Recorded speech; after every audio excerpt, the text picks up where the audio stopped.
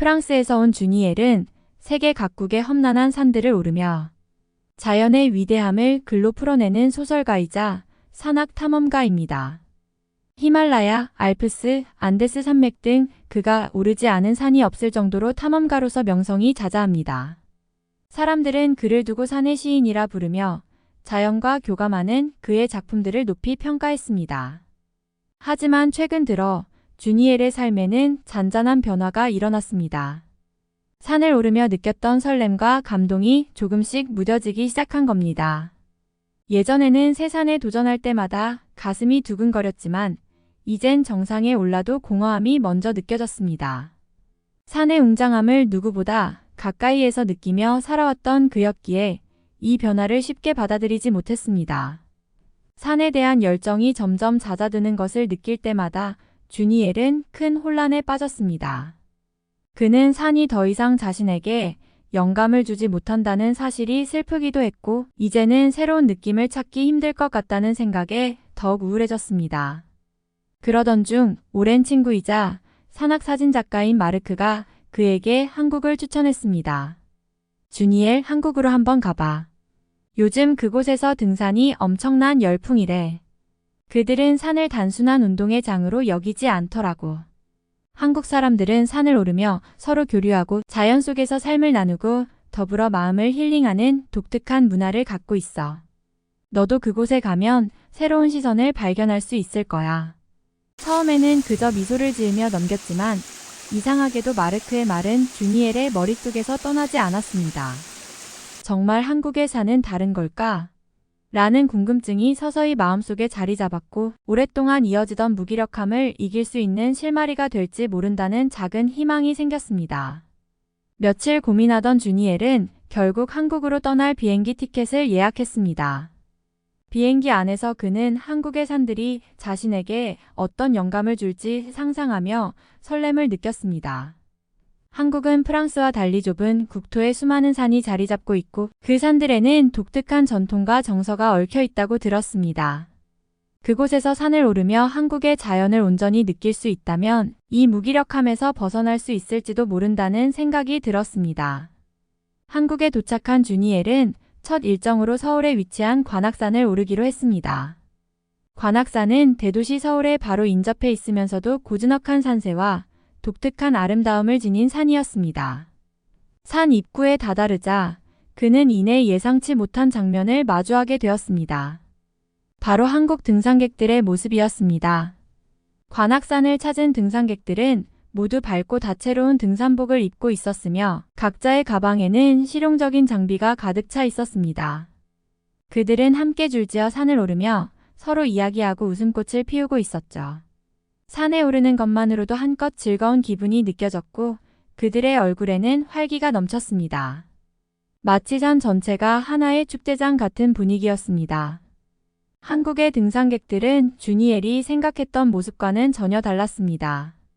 그는 그들이 여유롭게 자연을 즐기면서도 서로에게 인사를 건네고 자연스럽게 대화를 나누며 오르는 광경을 보고 놀라움을 감추지 못했습니다. 산 중턱에 다다르자 몇몇 사람들은 준비해온 간식을 꺼내어 함께 나누며 쉴 곳을 찾았고 주니엘에게도 다가와 떡과 과일을 권했습니다. 한국에서는 이렇게 서로를 모르는 사람끼리도 함께 먹고 나누는 걸 당연하게 생각해요. 친절한 한국인이 미소 지으며 그에게 설명했습니다. 주니엘은 짧은 시간 동안 처음 경험하는 한국의 등산 문화에 흠뻑 빠져들었습니다. 프랑스에서라면 상상할 수 없던 일들이 자연스럽게 펼쳐지고 있었습니다. 한국의 산은 자신이 알던 것처럼 혼자만의 고독과 치열함 속에서 정복하는 대상이 아니었습니다. 오히려 사람들과 자연스럽게 어우러지고 그 과정에서 서로의 삶을 나누고 마음의 위안을 얻는 공간처럼 보였습니다.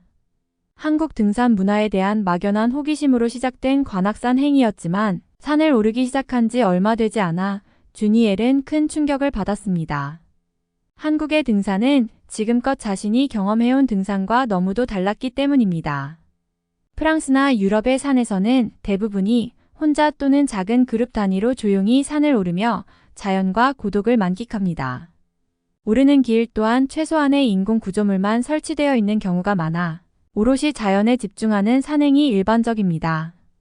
반면 관악산 초입에서부터 한국 등산의 독특한 분위기가 그를 사로잡았습니다.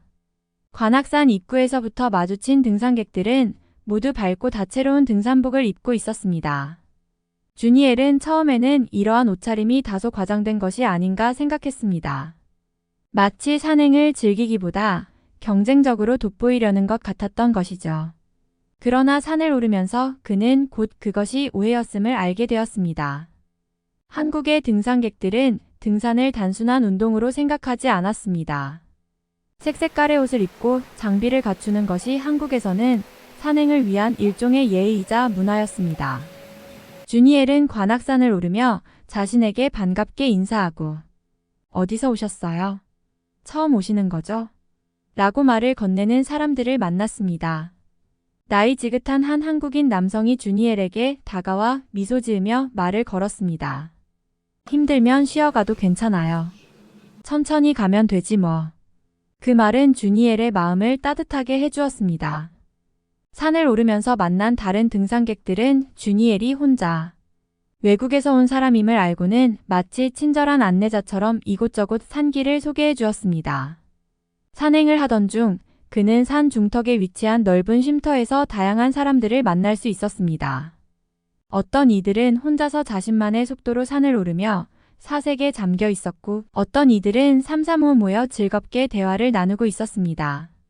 그 모습은 마치 작은 마을 축제 같았고 주니엘은 이내 그 여유로운 분위기에 매료되었습니다.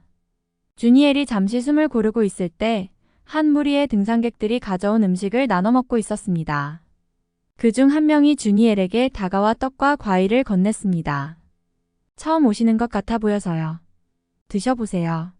그는 잠시 놀랐지만 이내 밝게 웃으며 그 음식을 받아들었습니다.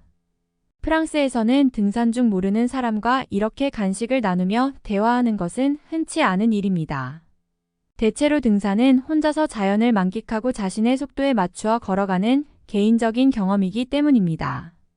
그러나 이곳에서는 등산객들이 서로를 자연스럽게 도와주고 간식을 나누며 함께하는 분위기가 당연한 일처럼 느껴졌습니다. 한참 동안 이어진 대화에서 그들은 주니엘에게 자신이 다녀온 여러 한국의 산들을 추천해주기도 했고 한국 등산의 매력을 설명해 주었습니다. 한국에선 산을 오르면서 서로 나누는 이 시간이 참 소중해요. 이게 우리만의 등산 문화랄까요? 주니엘은 관악산을 오르는 동안 다양한 사람들과의 만남과 소통을 통해 점점 더 깊이 한국의 산행 문화를 이해하게 되었습니다. 그는 관악산에서 만난 한국 등산객들 덕분에 자신이 상상조차 못했던 한국 등산 문화의 따뜻함과 사람들과의 연결을 느꼈습니다. 한국에서는 등산이 단순히 산을 오르는 일이 아니었습니다. 자연을 즐기고 서로를 위하는 마음을 표현하는 시간이었으며 서로의 속도와 경험을 존중하며 공감하는 공간이기도 했습니다. 주니엘은 한국 등산객들에게서 산을 오르며 삶을 나누는 특별한 모습을 발견했습니다. 그는 잠시 눈을 감고 한국의 산, 한국의 사람들과 함께하는 이 순간을 온전히 느껴보았습니다. 관악산에서 경험한 독특한 한국 등산 문화에 매료된 주니엘은 다음으로 한국의 대표적인 산 중 하나인 설악산을 오르기로 결심했습니다. 가을이면 울긋불긋 물든 단풍으로 특히 유명한 설악산을 찾아간 그는 한국 자연의 또 다른 모습을 기대하고 있었습니다. 마치 살아 숨쉬는 자연의 화폭 같다는 설악산의 아름다움을 직접 경험하고 싶었기 때문이었죠. 그는 이곳에서 한국의 자연과 다시 교감하며 잃었던 등산에 대한 열정을 되찾을 수 있기를 간절히 바랐습니다. 설악산 입구에 도착한 주니엘은 가을 햇살 아래 반짝이는 단풍이 만들어내는 광경에 감탄을 금치 못했습니다. 그가 이제껏 경험한 어느 산과도 비교할 수 없는 붉고 노란빛의 물결이 마치 거대한 예술작품처럼 그를 맞이하고 있었습니다. 가을의 설악산은 정말로 한국이 아니면 볼 수 없는 장관이었고 주니엘은 흥분된 마음으로 한 걸음씩 산을 오르기 시작했습니다. 그러나 정상에 가까워질 무렵 주니엘은 발목에 묘한 통증을 느끼기 시작했습니다.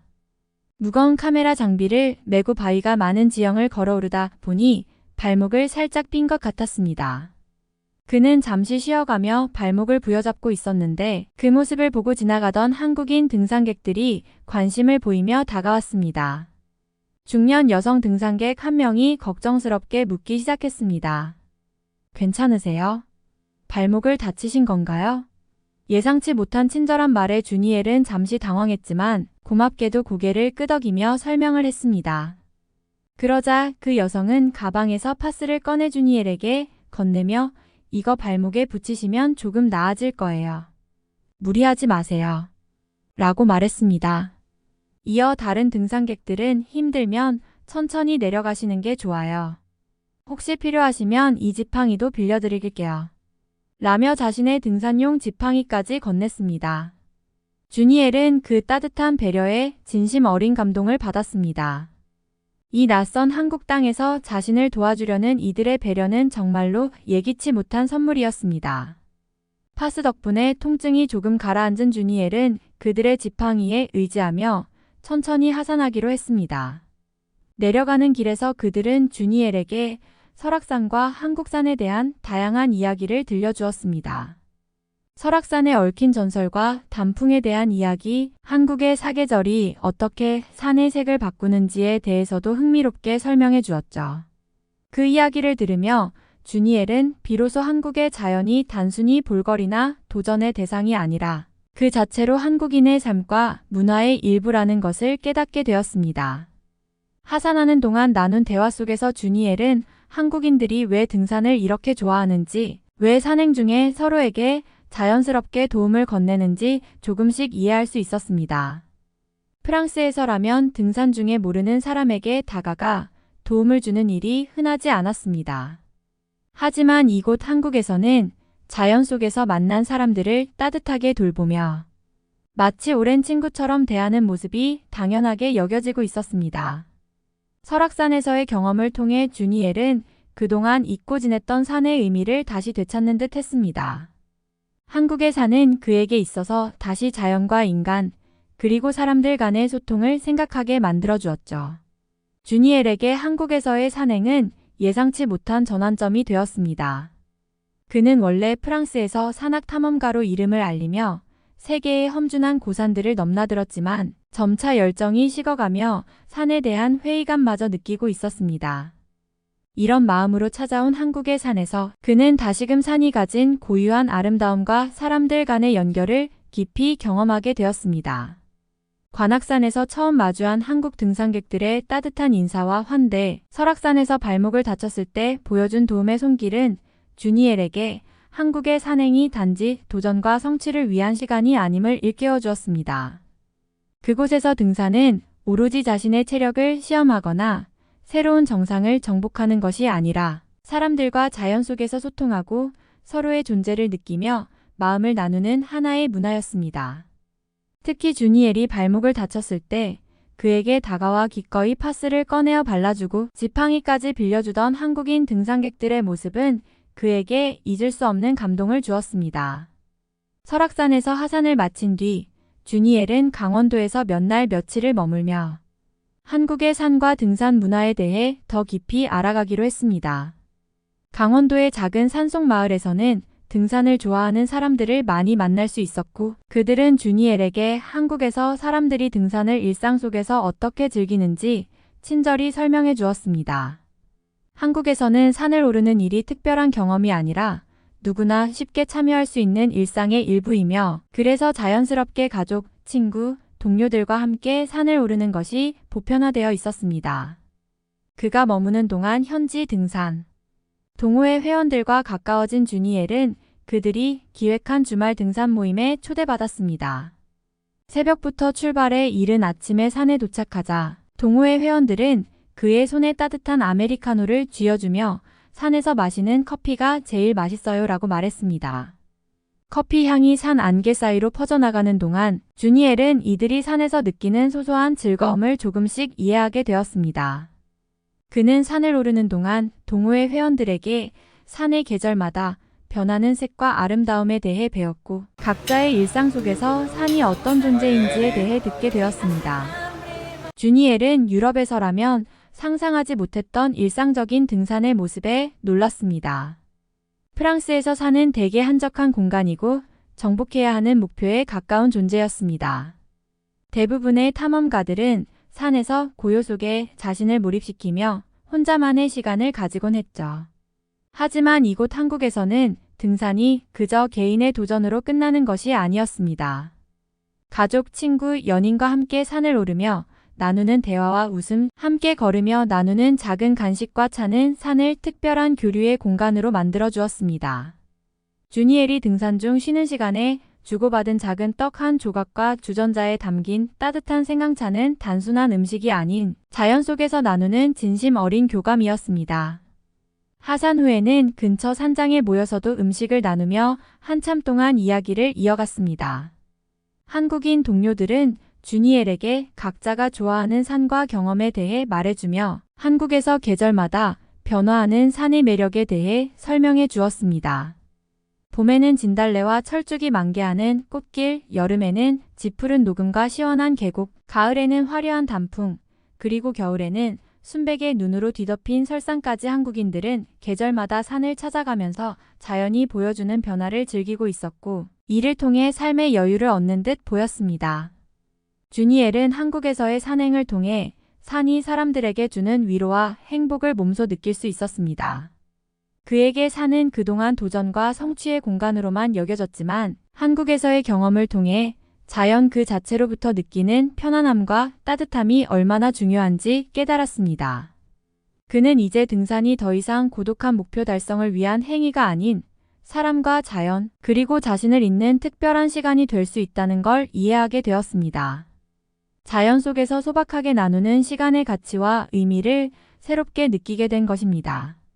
그는 프랑스로 돌아가는 비행기에서 한국의 산들이 가져다준 변화에 대해 곰곰이 생각했습니다. 관악산, 설악산의 경험은 그에게 자연에 대한 새로운 인식을 심어주었고 그동안 잊고 지냈던 등산의 본질적인 즐거움을 되찾게 해주었습니다. 이곳에서 주니엘이 느낀 따뜻한 환대와 자연 속의 교감은 앞으로 그의 글에 새로운 색채와 깊이를 더해줄 것이라는 확신이 들었습니다. 한국에서 배운 이 소중한 기억과 교감은 주니엘의 작품 속에 스며들어 전 세계 독자들에게 한국의 산이 가진 특별함을 전해줄 것입니다. 주니엘은 한국의 산과 사람들에게 깊은 감사와 애정을 품고 프랑스로 돌아갔습니다. 앞으로도 한국의 사계절이 품고 있는 그 다양한 산의 매력을 더 경험해보고 싶다는 다짐과 함께 그는 자신의 새로운 작품을 통해 한국의 산과 그 안에서 느낀 소중한 감동을 글로 풀어낼 예정입니다. 여러분, 사연 어떠셨나요? 자랑스러운 대한민국입니다. 오늘 이야기가 마음에 와닿으셨다면 구독과 좋아요를 부탁드립니다. 더욱더 다양한 콘텐츠를 준비해 나가겠습니다. 시청해 주셔서 감사합니다.